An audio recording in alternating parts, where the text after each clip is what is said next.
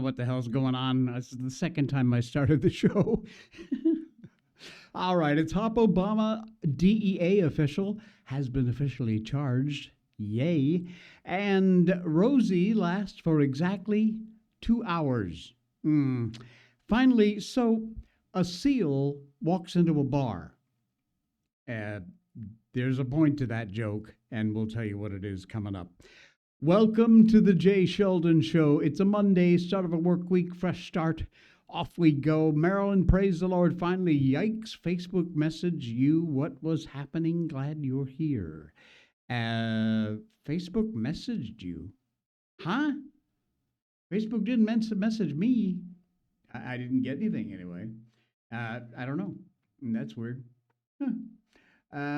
All right, so we are live, except that something's going on, I think, with Rumble. Not sure exactly. Let's double check our content page and see what that has to say. Yeah, okay, we're all right. We're live. Such a drama, you have no idea. You have no idea. I did not Facebook. I did it on Facebook. What? Sorry, I'm completely confused, Marilyn. You'll have to dig a bit deeper. All right. Anyway, we got a lot going on. It's a Monday. I know, and it's turning out to be exactly like a Monday. If you know what I mean. Oh man.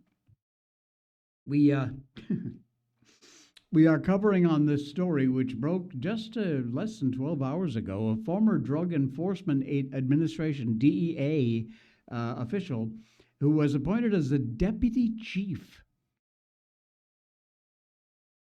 of the Office of Financial Operations during the Obama administration, and who still has a security clearance. Well, if he's former, why does he still have a security clearance? A lot of people do.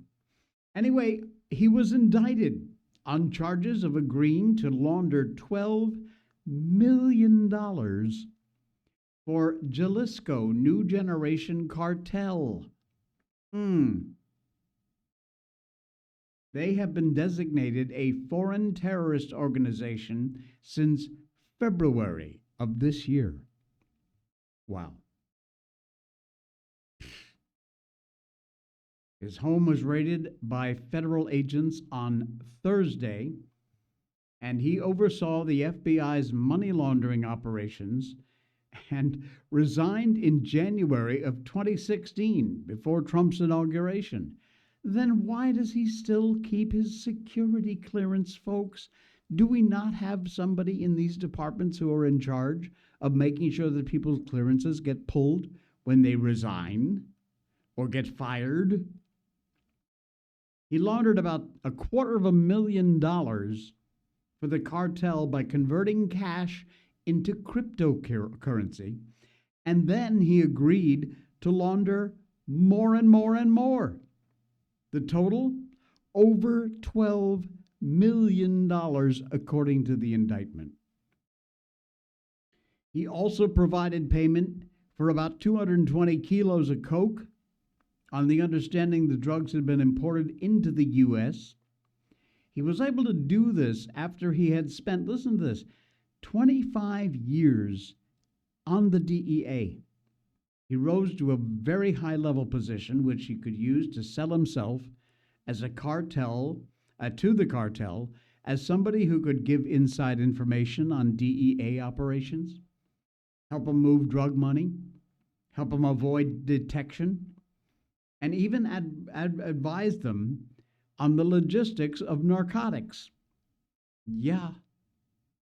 Late 2024, Campo, along with a friend, Robert Sensi, began conspiring with an undercover government source they believed was with the cartel. He was undercover. Allegedly, they talked about using drones packed with C4 explosives for CJNG operations.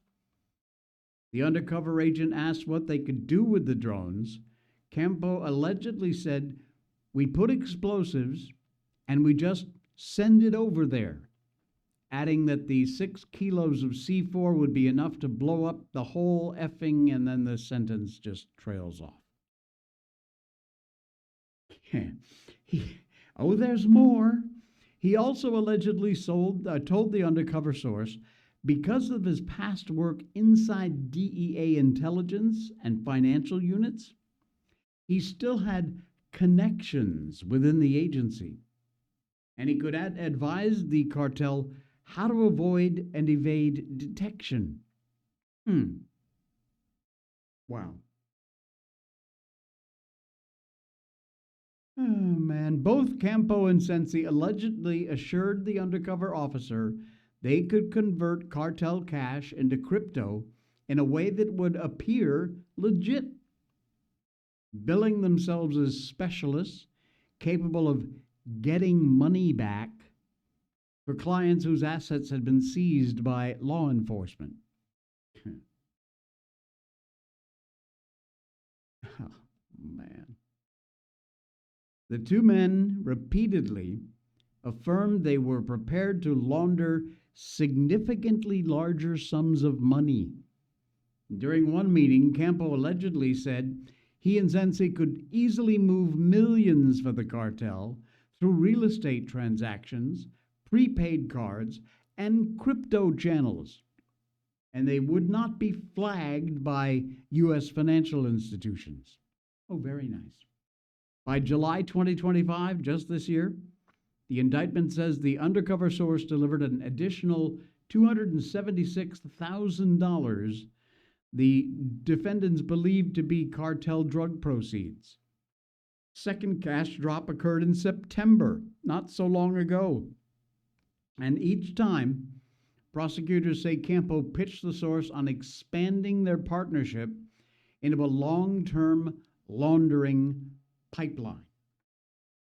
Now, October of this year, just 2 months ago, the DEA source told Campo and Sensi that a shipment of more than 220 kilos of coke had already entered the U.S.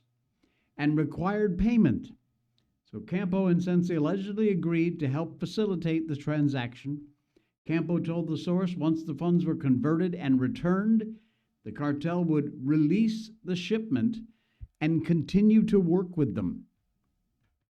Campo, Sensi, and their co-conspirators were going to receive 30% of the proceeds, which amounts to about 1.5 million buckaroos. Oh, yeah, not a small payday. For their role in this cocaine deal, an additional fee for covering the remainder and converting the remainder into crypto, Campo alleged that during the undercover source he was trying to move the product now, signaling they were ready to operationalize their narcotics pipeline. This guy is a bad character, man. Now, all throughout these interactions, prosecutors say Campo and Sensi communicated via encrypted messaging system and framed their cooperation with the cartel as the beginning of a long-term strategic partnership with the cartel. After one successful money drop, Sensi reportedly told the other undercover source, "Welcome to the effing cartel." Wow. And this guy spent 25 years inside the Drug Enforcement Administration, the DEA. I'm so glad this dirt's coming to the top, folks. It's insane. Absolutely insane. Today's show wouldn't come up on Rumble until just now. On X, it's there, but it doesn't play. I refresh your browser, maybe. Good morning, Danny. Hey, the Monday-est of Mondays. It's starting to feel that way for me, too. No sleep this weekend. Had so much going on, almost forgot the show. I also had no sleep last night, but for reasons that we won't talk about. I might have wasted a whole bunch of money, but we won't go there. Operation Southern Spear Although it had been activated a couple of months ago, it has now really begun. If you don't know what Southern Spear is, we're going to tell you. No talk, no hearings, not another policy briefing. This is a full-scale U.S. military operation. Southern Spear, not border enforcement. This is a hemispheric combat against narco-terrorists, criminal militias, offshore shipping networks, and the financial pipeline that pays for every single bit of it. Southern Spear marks a huge, historic shift, really. U.S. assets being deployed across the air, the land, and the sea. Suspected trafficking vessels being destroyed, hurrah. Communications networks disrupted. High-value targets being hunted, and hidden routes all being exposed. For the first time, really in decades, the cartels are facing something they can't bribe, they can't corrupt, and they can't intimidate. Sorry, cartels, not this time. The American military force. You're in a heap of trouble now, boy. This operation is not symbolic, it is systematic. The objective is to remove narco-terror infrastructure from the Western Hemisphere and end the culture of impunity, which they seem to have, that has bled into every border town, every port, every shipping channel. They own it all. Well, not for long. Cartels spread fentanyl like a battlefield weapon. Well, now they're going to face a big one. Southern Spear is not retaliation. It's not reaction. It is retaliation, as it should be. Those monsters who built empires on the suffering of everyday Americans and people around the world are now discovering, guess what? This is the find out phase. The consequences are at your front door. The quiet decade is over. The hunt has begun. Take a look at this amazing footage. Hang on, we just got to get the page up here. Here we go, watch this. That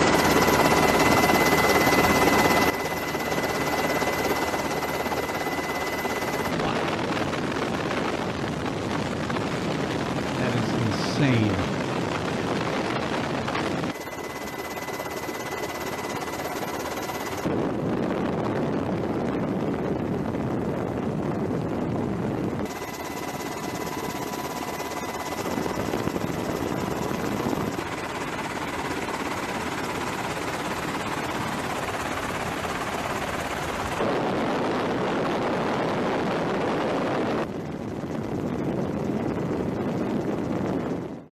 Are you shaking in your boots, cartels?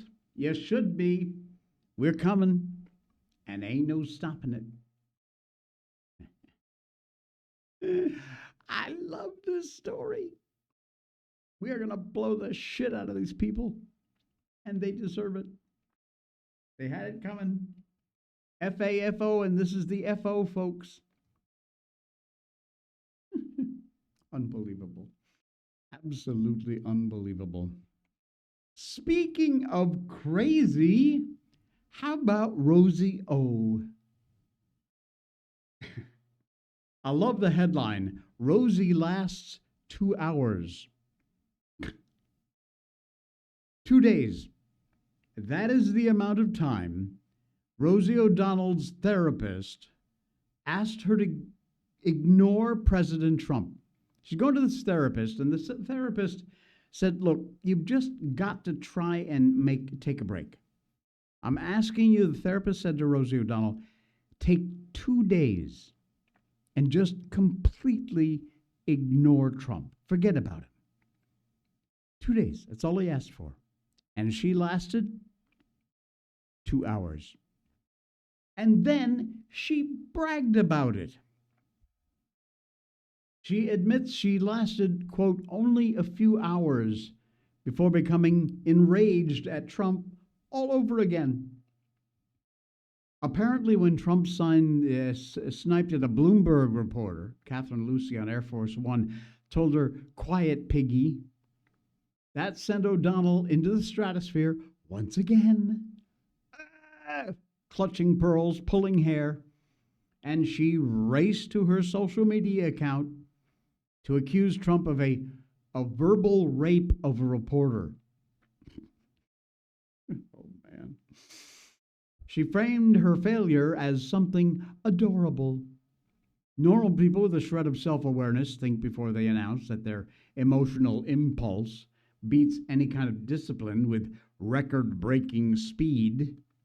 Rosie, however, didn't quite feel the slightest hesitation, delivered the story as if everybody out here needed proof that her feud with Trump remains her daily workout. People hit the gym, she hits Trump. So often, in fact, her routine builds muscle memory. Other people who think their opinions are important enough to share, every comedian, host, cable panelist who leaned in on a Trump feud, eventually moved on. Not Rosie. Her 2-hour collapse carried all the weight of 2 decades. Stayed anchored despite that weight, she kept hugging it. Rosie's therapist told her to loosen your grip a little bit, you fool. Nodded, took a deep breath, and then jumped right back into the same pattern that has drained her for 20 years. And she announced her relapse as if she were awarding herself a medal. Over time, her rivalry with the Trump administration, and Trump in particular, started to look like she was becoming dependent on that feud in order to sound relative. A lot of people have political passion, but very few treat it like oxygen, which is pretty much what she was doing, or is still doing. As she made it clear she feels lost without the outrage. Whenever her anger cools off, she works hard to find a new spark. Even when told by a therapist to take a long walk off a short pier, she sprints towards the latest computer monitor to catch Trump's latest whatever. Rosie never had trouble forming an argument. Her trouble came from letting an argument end. Normal person might think 2 days of quiet would probably settle the mind. Not Rosie. She didn't have the mental capacity and maturity to last even the length of a movie. Folding after 120 minutes, and best of all, she told everybody about it. She told everybody she wanted to hear the applause. Despite failing at the task most adults could complete without even trying.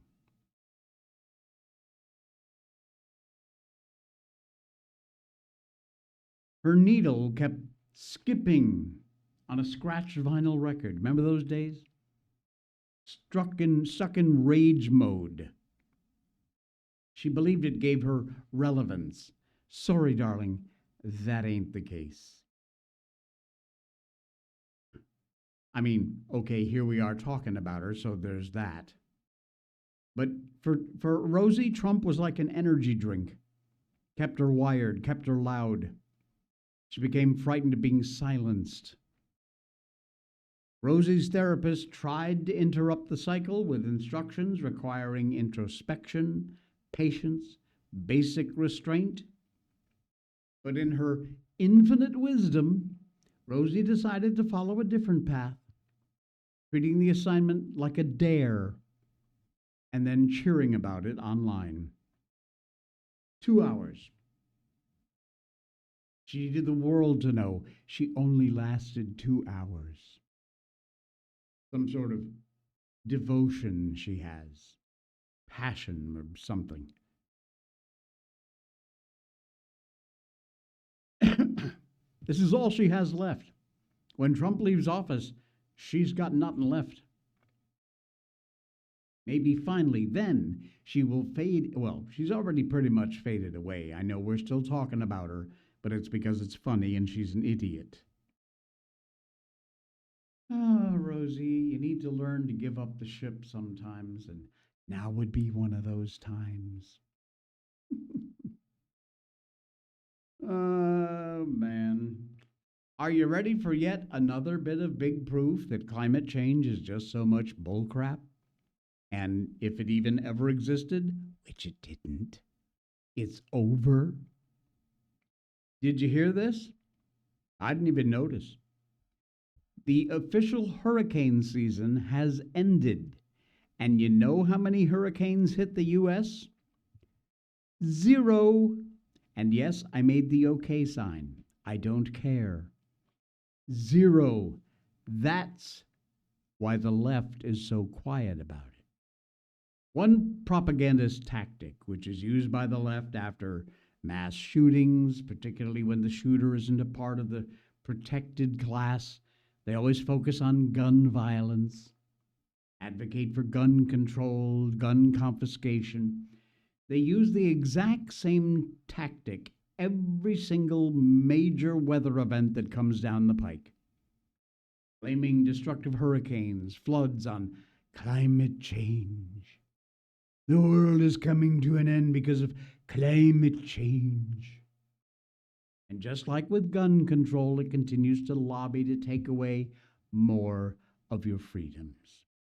Well, one thing the left never, ever, ever, ever does is amplify any good news, like climate change when it exists.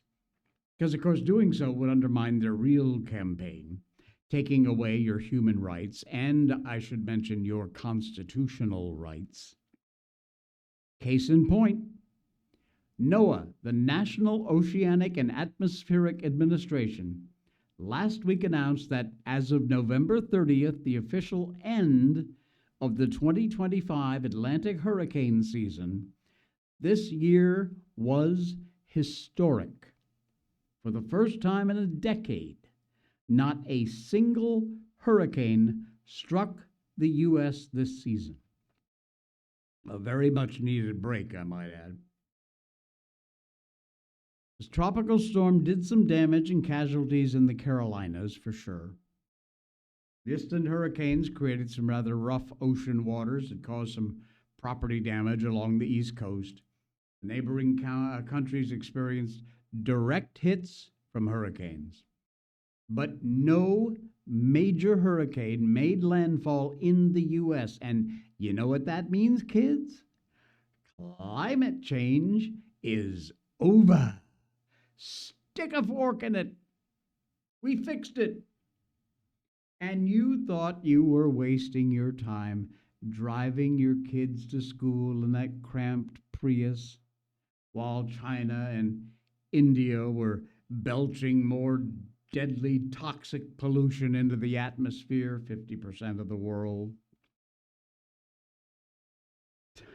NOAA says the Atlantic Basin produced 13 named storms, winds of 35 miles an hour or greater, of which 5 became hurricanes, winds of 74 miles per hour or greater, including 4 major hurricanes with winds reaching 111 miles per hour or greater.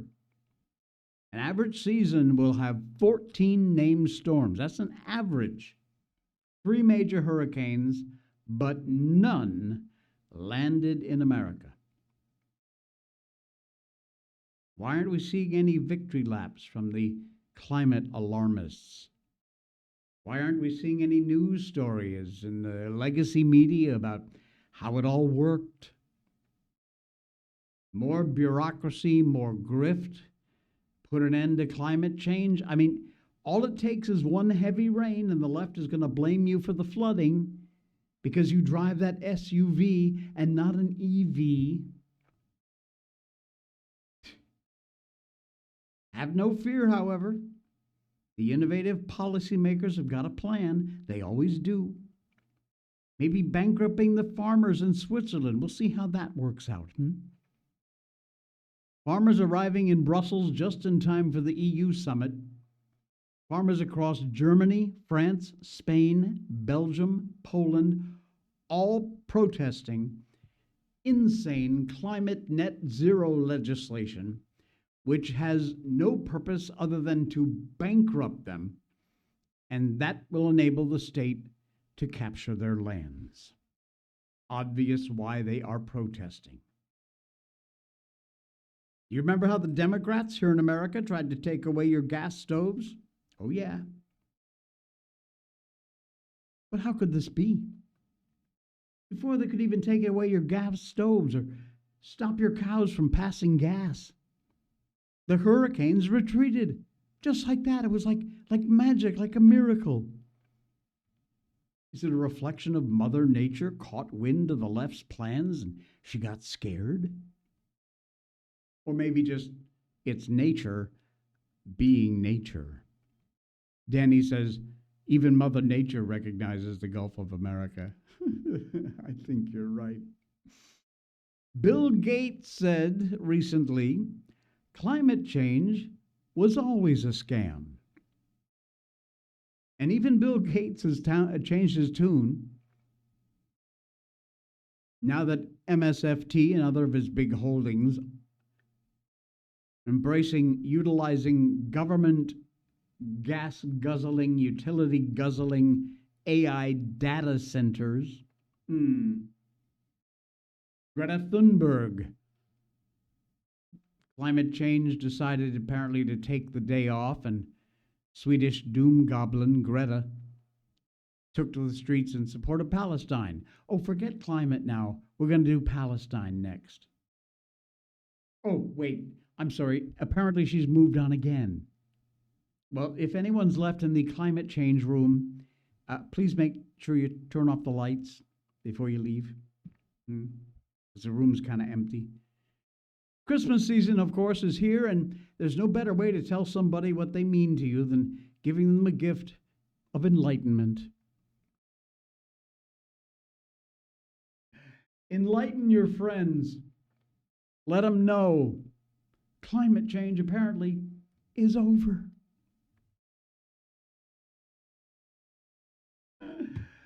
Oh, man, these people, seriously, these people.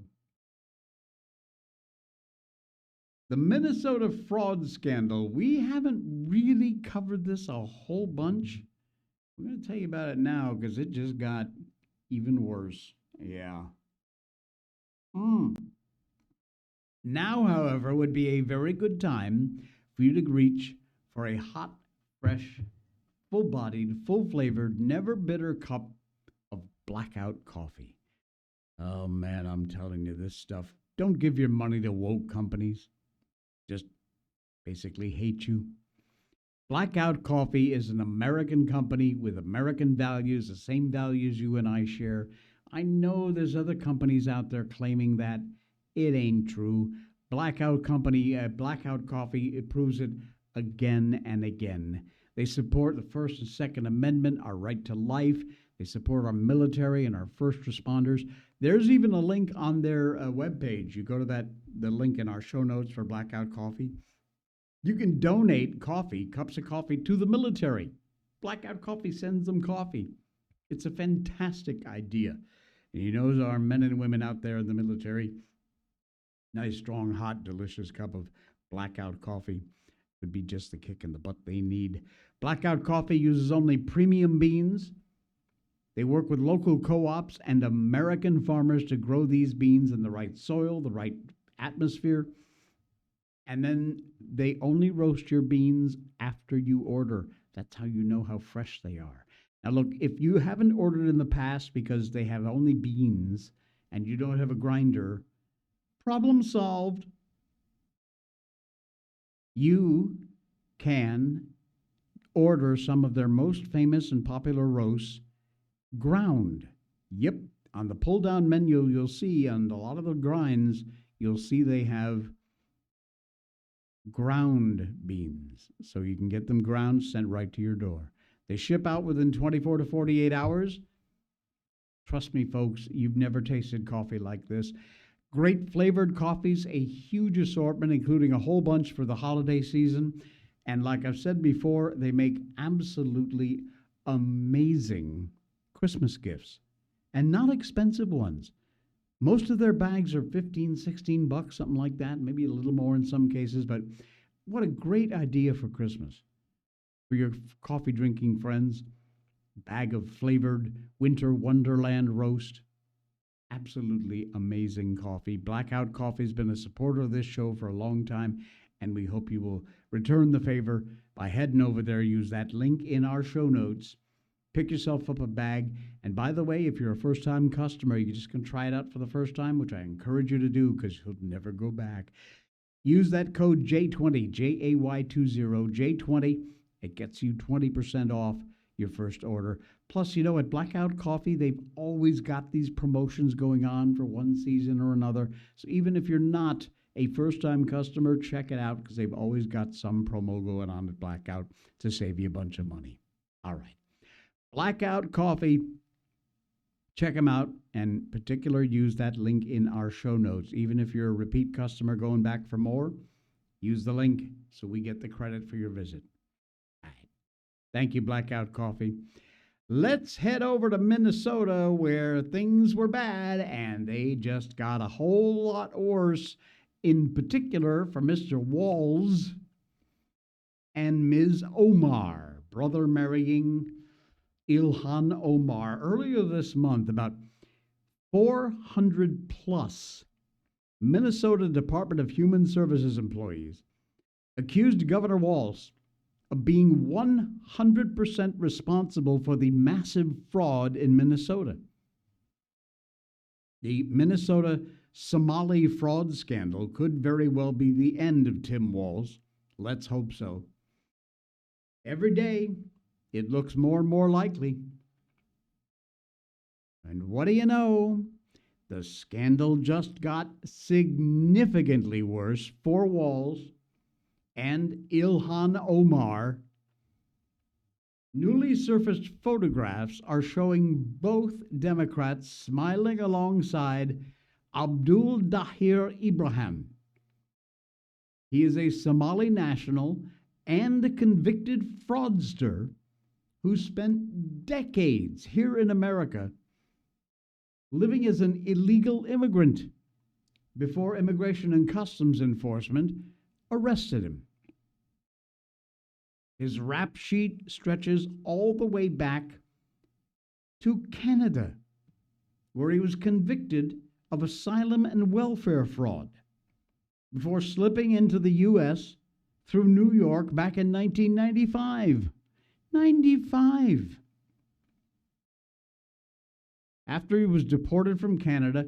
Now, despite this history, Ibrahim managed to remain in the country for 30 years, accumulating at least a dozen traffic and parking violations along the way. 2002, he was arrested for driving without a valid license and providing false information to law enforcement, which got him a fine and a year of probation. Well, New York, what would you expect? Immigration judge had ordered his removal April 3rd, 2004, citing significant fraud associated with this guy. This absolute criminal. But he was not arrested until this year, 2025, 21 years after that deportation order was handed down. Here's our favorite little governor. Where is he? There you go. There's our favorite governor, smiling alongside the criminal. Oh, and look, our favorite illegal alien representative, Ilhan Omar, doing the same. I don't know who the hell that is, some representative or some damn thing. But it's time to say bye-bye, Abdul. There is a picture. He doesn't look so smiley happy in this picture, though, of him being arrested. Oh, I love this crap. Now, during his rather prolonged stay here in America, as an illegal immigrant, this knucklehead committed all kinds of fraud, massive fraud. Abraham managed to get really close to some of Minnesota's most prominent political figures. DHS shared those images you just saw online. Oh, that was failed Minnesota mayoral candidate Omar Fete, that third picture there you saw. And the timing for Waltz and Omar could not possibly be worse. They are already drowning in scrutiny over what was perhaps the largest welfare fraud scandal in the state's history. Waltz facing mounting pressure, increasing calls for a formal investigation into his role in allowing this massive welfare fraud scheme. They estimate now taxpayer funded fraud across multiple public assistance programs exceeding $8 billion. Billion with a B. Unbelievable. When CNN's Jake Tapper recently asked Omar, why did fraud in Minnesota get so out of control? Omar appeared to struggle and said, I think what's happening is that, when you have these kind of new programs that are designed to help people, you oftentimes rely on third parties to be able to facilitate. She said, and I just think that a lot of the COVID programs that were set up, they were set up so quickly that a lot of the guardrails didn't get created. Fumble bounce around much, Ilhan? Feeling the heat? It's coming for you. And that excuse doesn't cut it. It is time to get rid of these morons. Absolute morons. Quick good news story. Man, this is absolutely phenomenal. The thing is, it doesn't say where this happened, and I can't tell. There's no clues in there that might give it away. But you have got to see this piece of footage. This building, as you can see, it was engulfed in a huge fire. Building was under construction.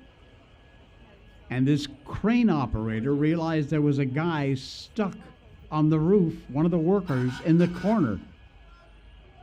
Well, he has the presence of mind to pick up one of these people cages, lower it down onto the roof. Now, I don't know if maybe the heat was too intense or what the exact reason was. But you see, I mean, if I was that guy, I would be running over to this cage. But eventually he does run over to the cage, jumps inside. You can hear the crowd applauding. And look at that crane operator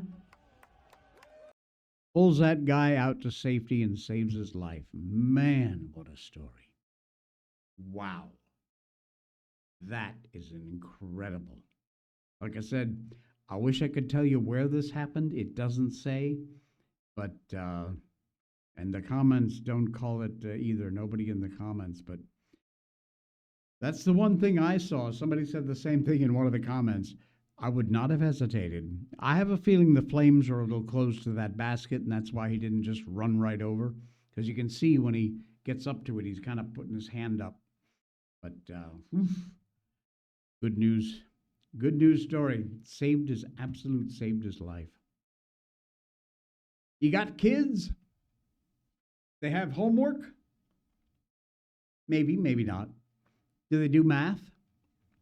Well, have you ever actually looked at what your kid's math looks like? This is insane. This mom from America was trying to help her daughter with her math homework. And apparently, apparently, the way math is done these days is so complicated, the mom had to ask the teacher to help her understand. The mom. And she breaks it down in this video. Honestly, I had to watch this 2 or 3 times just to understand exactly what she was talking about. This is absolutely ridiculous. This is insane. Take a listen to what this mom had to go through to figure out her daughter's math problem. I just had to have an embarrassing conversation with Mackenzie's teacher because at 6 years old, she's now at the point where I don't understand the homework that she's doing anymore. So I had to go to her teacher and be like, could you teach me? So I could teach her. And this is the question. And the way to do it, because like none of this makes sense, the way to do it is 10 minus 7 is 3. So then you have to go 5 minus 3 is 2, and that's the answer here. And then 10 plus 2 is 12, so that means that 7 plus 5 is 12. Why can't I just say 7 plus 5 is 12? I don't understand. What the hell? What?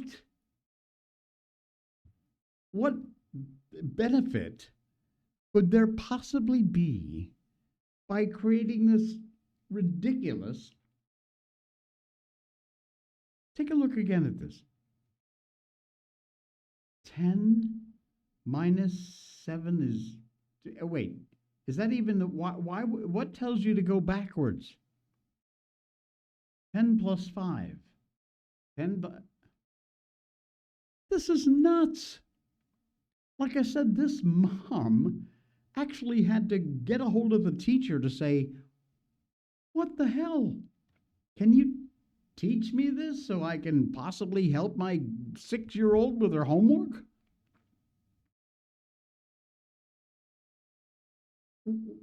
Again, what the hell are we teaching our kids these days? And perhaps more importantly, how are we teaching our kids these days? This is nuts. Speaking of kids, Trump comes through again. He has ordered a comprehensive overhaul of the child vaccine schedule. A bold move to the medical establishment and a major challenge, and likely they're going to fight back, so get ready for it. HHS Secretary Kennedy Constant has been warning for years before he joined even the Trump administration that a lot of vaccines we give to our infants, our children, are not properly tested for safety. It's been a clarion call for him for years. And now federal healthcare entity is finding evidence that at least one vaccine given babies is potentially dangerous, and at best, it's completely unnecessary. Trump has ordered a comprehensive revaluation of Americans' recommended infant vaccine schedule. He posted his usual announcement on Friday evening on Truth. Says, today the CDC Vaccine Committee made a good decision to end their Hep B vaccine recommendation for babies, the vast majority of whom are at absolutely no risk of hepatitis B. It's a disease mostly transmitted sexually and through dirty needles. He said the American childhood vaccine schedule long required 72 jabs for perfectly healthy babies, far more than any other country in the world, and far more than necessary. In fact, it's ridiculous, he says. Children were healthier when they received just a handful of vaccines instead of dozens and dozens and dozens of them. The president argued many parents and scientists have been questioning the efficacy of this schedule, as have I, and that's why I just signed a presidential memorandum directing the Department of Health and Human Services to fast-track a comprehensive evaluation of vaccine schedules from other countries around the world and better align the U.S. vaccine schedule So it is finally rooted in the gold standard of science and, wait for it, common sense. Oh, yeah. This comes in the same week an internal Food and Drug Admin email from the chief medical officer announced an investigation into reports of COVID-19 vaccine injuries, found evidence linking at least 10 children's deaths to the vaccine. We talked about this story earlier last week. The safety signal has far-reaching implications for every single one of us Americans. For the sake of our kids, which are the most important of all, it is our future. It's time to reassess this whole approved vaccination bullcrap schedule and make sure not only that it's necessary, but these vaccines have been tested and tested and tested again to be 100% sure they are safe.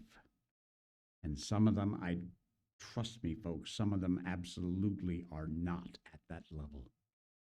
Scary though it might be, we are administering these things to babies, and in many cases, not needed. Danny says, I don't understand how parents can help with homework if we can't do it ourselves. It's a losing situation for them. Lose-lose. Yeah, you're right. You're exactly right. Lose-lose. Lose-lose is the story. You know, I had another story about how Santa Claus is a conservative, but I'm going to save it maybe for tomorrow or the next day's show because it's funny. It deserves some time, and we will talk about that, but we'll just give it a little bit of time. While we are on the subject of a comment from Danny, I thought I would share. Wait, how do you pause this? Stop it! Why can't I pause this? Okay, here we go. This is from our dear friend Danielle, who is a regular guest here on the show in the chat. But this is her friend. Wait, is his name Burger? No, it can't be Burger. Cane Corso. Absolutely beautiful. Here, let me show you. Look at this. Look at that. What a beautiful dog.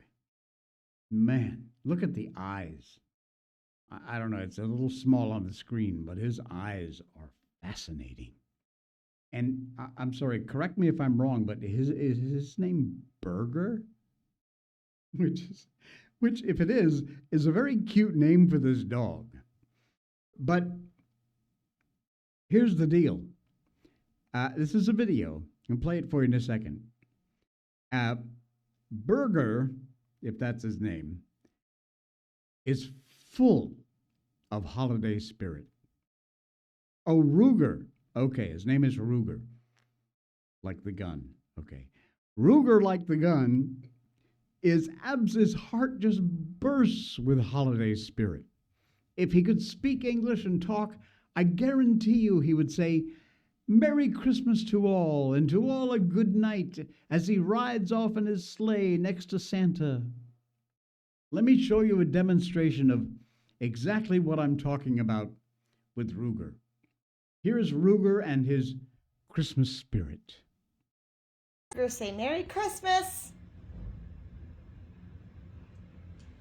You're a monster, Mr. Grinch. Your heart's an empty hole. Ruger, say Merry Christmas. Mr. Grinch. Ruger, we love you. Apparently does not enjoy Christmas much at all. Great job, Danielle. Great job. All right, and one more animal story before we go, because it's just too cute not to share. And the headline is, so, a seal walks into a bar.